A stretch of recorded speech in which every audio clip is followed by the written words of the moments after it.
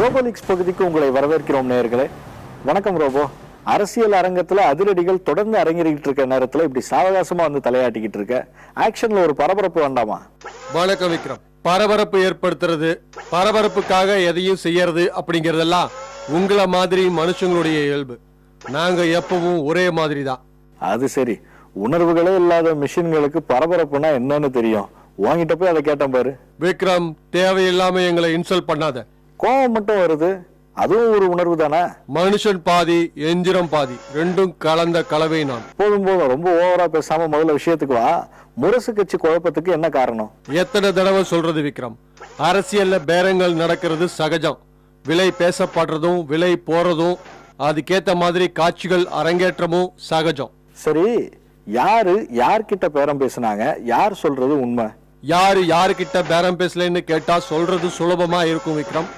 எல்லோரும் ஏதோ ஒரு விதத்துல ஏதோ ஒரு இடத்துல பேரம் பேசிக்கிட்டு தான் இருக்காங்க. இலைக்கட்சி பட்டியல் வெளியான வேகத்துல மாற்றங்களும் வந்துகிட்டு இருக்க. இதுல ஆச்சரியப்பட என்ன இருக்கு விக்ரம்? நான் ஏற்கனவே சொன்ன மாதிரி கடைசி நிமிஷம் வரைக்கும் வேட்பாளர் மாற்றத்துக்கு வாய்ப்பு இருக்கு. அதனால வேட்பாளர் பட்டியல்ல பேர் வந்துருச்சுங்கிறதுக்காக யாரும் சந்தோஷப்பட்டுக்க முடியாது. நீ சொல்றதும் சரிதான் ரோபோ. நிலையாமை தத்துவத்துக்கு சரியான உதாரணம் இலைக்கட்சியா தான் இருக்க முடியும். சரி, இலைக்கட்சியோட பிரச்சார பயண திட்டம்லாம் வந்துருச்சு, இன்னும் சூரிய கட்சி அமைதியா இருக்கு. என்ன விஷயம்? அமைதியா இல்ல விக்ரம், ஆழமா யோசிச்சு திட்டம் வகுத்துக்கிட்டு இருக்காங்களாம். சூரிய கட்சி தலைமை கிட்டத்தட்ட 1 மாசத்துக்கு பிரச்சாரம் செய்ய திட்டம் வச்சிருக்குதான். என்ன ரோபோ சொல்ற? தள்ளாத வயசுல வேகாத வெயில்ல எப்படி இத்தனை நாள் அவரால் பிரச்சாரம் பண்ண முடியும்? பிரச்சார உத்தியே அதானே. இந்த தள்ளாத வயசுலயும் இப்படி ஓயாம உழைக்கிறாரே, நம்மள நேரடியா பார்த்து ஓட்டு கேட்க வந்திருக்காரே அப்படிங்கிற அனுதாபத்தை ஏற்படுத்துறது தான் இந்த திட்டத்தோட நோக்கமா.